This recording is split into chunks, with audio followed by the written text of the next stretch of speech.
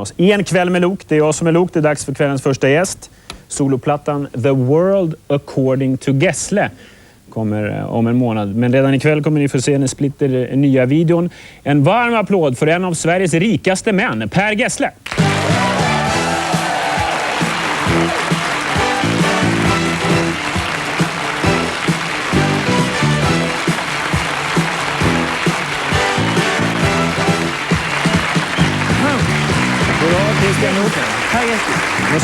Tackar. Välkommen hit. Tack så. Det är väldigt trevligt att ha det här. Jag är ett stort fan. Ja, vad roligt att höra. Ja, jag vet. Det är första gången, Per, som du sitter själv i en sån här soffa, eller? Eller på väldigt länge i alla fall. Ja, det är det faktiskt. Jag kan aldrig bestämma vilken kavaj jag ska ha, så jag brukar inte stå över de här talkshowerna. Vi var ute i logen förut och provade flera varianter. Men förut var du ju med Marie hela tiden. Det är sant. Och nu är inte hon här för att hålla handen. Nej, det är lite skakigt. Hur känns det? Du är nervös? Nej, jag är inte nervös med det. Varför är du på solokarriär? Ja, mycket har jag med Marie att göra. Hon skaffade barn igen och ville ta det lugnt ett tag. Passar jag på att göra en egen platta. Och den kommer om en månad och vi ska få se den där videon i slutet av programmet. Kommer vi visa den. Jag har bett dig ta med lite utav... Eller jag ringde till Per och sa så här. Ta med dig några av de viktigaste skivorna som du har sprungit på under hela ditt liv. Och jag har de här, så du slapp släppa dem. Som en container. Ja, hälften ligger ute i logen. Ska jag börja pilla på det här? Ja, jag ska rigga upp här lite grann så länge. Så du kan ju börja ta ut dem i påsen. Vi har ju en sån här skön vinylgrammofon här. Som jag tänkte vi skulle spela. Har du också en sån alltså? Har du en? Ja. Jag har en Scandic. Du har en Philips. Ja, just det. Men den funkar bra allihopa. Problemet kommer ju bli här att det är 15 grams nåltryck på jag tänkte faktiskt på det. Så att du kommer svarva om dina skivor. Ja. Men det drabbar ju ingen fattig.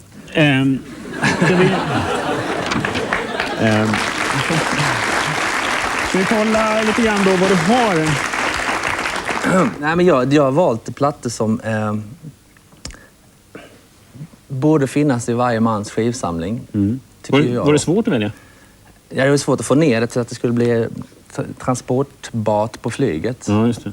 Men det finns ju hur mycket som helst. Men det här är låt oss börja. Vad är det där första? Nej, den här valde jag mest för att det är så mycket snack om det här svenska popundret då ute i världen. Vi visar den där. Varsågod.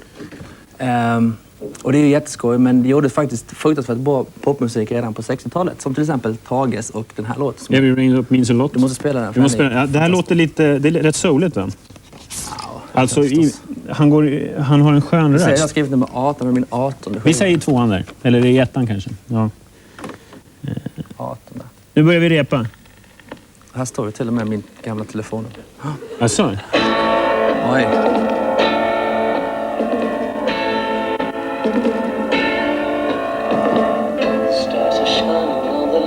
Låter kanon. Vem är det som sjunger? Detta är väl Tommy Blom som sjunger. Okay. Det sjunger Göran Lagerberg i refrängen. Tror jag. När köpte du den här? Jag väntar refräng snart. Ja, vi väntar på den. 66, 67. Du har skrivit nummer 18 här. Vad innebär det? Ja, det innebär att den låg som nummer 18 i mitt sån här singelbok jag hade i plastficka. Så. Jaha. Ordning och reda. Nu kommer refrängen. Ja. Kommer bältet.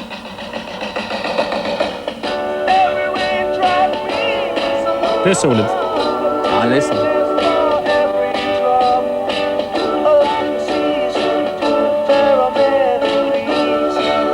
Tack för kaffet. Tages. John Holm, eller? Kan vi ta. Det är trevligt. Den har till och med lagt det som fin. På din första solplatta, då gjorde du en cover på just en John Holm-låt. Håller du upp den lite? Så att den öde stranden. Den spelade vi faktiskt med Gyllene också nu i somras. Jaha.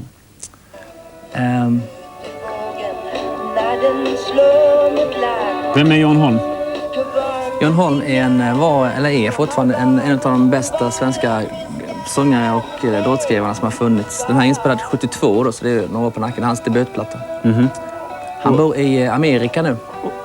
Och installerar stereoanläggningar åt filmstjärnor. Just. Han har gjort många skivor, Jan Holm. Ja, 3 eller 4 och sånt där. Ska du lyssna lite till? Han sjunger lite som du. Alltså i Gyllene. Ja, eller jag sjunger lite som han. Ja, ja. Faktum är att det var ju... När jag började sjunga i Gyllene så var det blev ju mest beroende på att ingen annan ville sjunga. Jaha. Och då fick jag faktiskt ganska mycket självförtroende genom Jan Holm, för att jag tyckte också att det lät ganska snarlikt. Så att man vågade liksom sjunga. Det var väldigt mycket handlar om att våga. Så Jan Holm är ju kanon. Bra. Det är roligt att du har med dig svenska skivor. Jag har märkt till att de här plattorna låter inte alls lika bra på den här som 60-talsplattorna. Nej, det är riktigt. Och samtidigt så låter de ännu bättre på CD. För då knastrar det inte. Det är digitalt alltid. Knaster är rätt fräckt faktiskt. Beatles förstås. Ja, jag tänkte alltså... Min favoritlåt med Beatles är ju faktiskt den här då, som ligger sista. Jaha, vad heter den? Den heter Dizzy Miss Liz. Ja, den var baksida på Yesterday-singeln som är världshistoriens mest överskattade låt då, tycker jag. Men Dizzy Miss Liz är baksidan kanon. Lite snabbare än Yesterday. Lite snabbare Yesterday.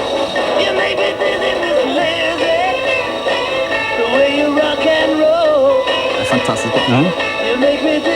Det låter som det är gjort för en sån här liten... Ja, visst. Här kan vi visa, Per har en sån här dynamo-textning här på baksidan. Där det står just Per Gessle. Ja, så man vet vems skivan är. Ja, exakt. Ja. Det är ja, men det var viktigt då när man hade klassfester och sånt. Ja, visst. Jaha, fick jag med mig den här? Det var ju Per Gessles, kunde någon säga då. Ja, exakt. Det hände säkert. Hur ofta som... Det där gitarriffet där, det kunde jag spela på gitarr väldigt tidigt då. Okay. Det är ungefär den nivån det är på fortfarande. Ja. Visa den här med garagegänget som man inspirerar alla att bli rockare som sista. Ja, det här är ju alltså också en ohyggligt bra skiva. Ursäkta. Teenage Head med Flaming Groovies. Och jag tänkte att vi kan spela om du vill, men... Nej. Om man är 12 som jag var då, eller 13 när den här plattan kom ut, så är det ju självklart att man vill bli popstjärna eller rockstjärna när man ser det här omslaget. Att man inte vill bli arkitekt eller läkare eller någonting annat. Det här är ju fullständigt vrålrätt. Det här är inte jurister? Nej. Nej, alltså kolla på det här. Det är ju så bra alltså. Lite inspiration. Som en sista. Ja. Vi hinner inte med fler, för jag har en massa andra frågor till dig. Jag har den här till exempel. Visa, ja, men den här är lite gullig. Du måste visa den. Du har skrivit här för hand. Ja, jag har skrivit Sunny Girl. Jag gillar den här låten lite ändå. Och här har jag skrivit Svenne, Lennart och Benny. Och Benny, det är ABBA Benny. Ja. Det här är alltså också en oerhört underskattad liveplatta från live ifrån Trollhättan och Västerås. Med Hepstars. Men det där är typiskt dig lite grann, va? Att på något sätt bokföra alla skivor och numrera dem. Och ja, innan gjorde jag det, men inte nu längre. Ja, men nu har du så många förmodligen. Ja. Har du räknat hur många skivor då? När det gäller vinylplattor så har jag sålt av. Det har jag inte spelat, det har jag inte lyssnat på, så jag har kanske 1000 kvar. Jag presenterade dig som en av Sveriges rikaste män. Nej, jag hörde det. Ja. Hur kändes det? Nej, det var ganska väntat. Det var det? Ja. Mm. Du var hemma hos mig och fikade häromdagen och då berättade du om hur du bodde. Kan du göra det för våra tittare också? Du har alltså 2 våningar på i samma lägenhet, eller samma hus på Strandvägen. Ja, man kan säga att jag bor på en våning och så har jag en annan våning där jag har min studio, mitt kontor. Okej, och det är en vindsvåning och sen har du ett plan till under? Ja, det är 2 olika lägenheter. Mm. Och vad kan det vara värt? Ja, det vet jag. Ingen mäklare. Det är ett bud. När flög du helikopter senast? Det måste ha varit i somras med Gyllene Tider. Nej, du flög ju, berättade du när du skulle till någon rally, Formel 1. Ja, just det. Vad var bra. Det? Ja. Ja, just det. Det var på Monza i höstas, ja. På Formel 1-lopp. Och varför tog du helikopter dit? Ja, därför det går fortast. Ja, varför inte? Ja. Det är ju ett speciellt liv du lever. Alltså jag kan fundera då ibland om du kan sukta efter någonting, eller om du kan ju gå och köpa allting. För om man tänker tillbaka när jag var student själv och pluggade och inte hade några pengar, då kunde det vara en fest att få åka taxi. En gång. Jag tar taxi hem idag. Men jag menar, för dig måste det ju vara så att du kan ju om jag suktar efter ett par solglasögon ett år, då kan du gå ner och köpa allihopa med en gång. Vad ska jag ha dem till? Ja, det är sant. Men finns det fortfarande grejer att sukta efter som är på nästa nivå så att säga? Eller måste du hitta andra grejer att längta efter? Ja, vi ska ju få familj, jag ska få barn. Ja, det här tänkte jag säga. Det har ni läst. Älskade hustru. Det är jätteroligt. Och det fantastiska... Det visste du inte, va? Ja, jo, men det stod ju i tidningen här veckan. Men det roliga är ju att Per och jag båda ska bli pappor i september. Det är lite roligt. Att Samma mamma. Nej, det är det inte. Men jag tänkte att vi skulle vara bredvid varandra lite grann. Ja, det är lite skoj. Ja. Hur fick du reda på att du skulle bli pappa? Jag läste det i Aftonbladet. Nej. Förlåt, vad sa du? Nej, jag läste det i Aftonbladet. Ja. Nej, jag fick reda på det i nyår någonstans. Men var du med och tittade på Stickan? Nej, faktiskt inte. Hon ringde och sa... Nej, hon väckte mig. Jaha, okej. Är det sant? Vad häftigt. För jag var med och tittade på Stickan, men jag fick titta lite före. Hon blundade. Så, ja. Det var lite roligt. Har du varit på mödravårdscentralen? Nej, har jag faktiskt inte. Har du inte? Det är en 4 månaders kontroll snart.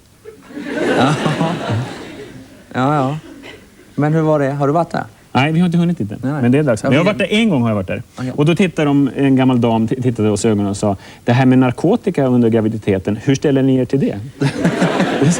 Ja. Har du märkt en sak? Att om man berättar att folk reagerar olika om man berättar att man ska ha barn. Och framförallt tjejer blir gladare än killar när man berättar. Har du märkt den skillnaden? Nej, jag vet inte. Det känns lite som att det är väldigt tjejigt överhuvudtaget. Men om man talar om under graviditeten så är det så påtagligt för en tjej. Det som händer, som kille står man väldigt mycket utanför. För vi har inte ens hört eller känt någonting ännu. Nej, det där är ju liksom, man är lite så här tredje benet. Så här på något sätt. Men det är när den här radarbilden, ultraljudet kommer, som vi blir lite mer aktiva. Det måste du vara med. Då är det spännande. Ja, det har vi faktiskt varit koll på. Ja. Du, jag tänkte ge Per en present. Det här är en jättebra bok. Den heter Du ska bli pappa. Och det är den enda boken faktiskt skriven på svenska som handlar om det här. Ja. Jag tänkte jag skulle signera den till dig. Jag har inte skrivit den själv. Till pappa Per från pappa Jag blir glad alltså. Lok. Jag hade nog inte hittat Den är jättebra, verkligen. Läs den. Varsågod. Tack. Den får du. Kommer du Tack. vara med vid förlossningen, tror du?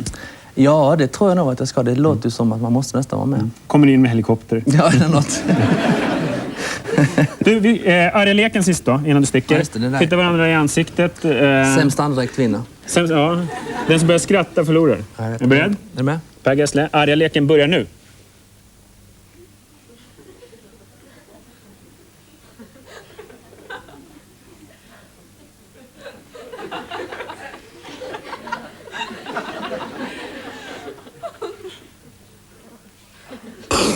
Ja, det är bra. Per Gessle, kom hit. Missa inte videon sen. Tack snälla. Tack.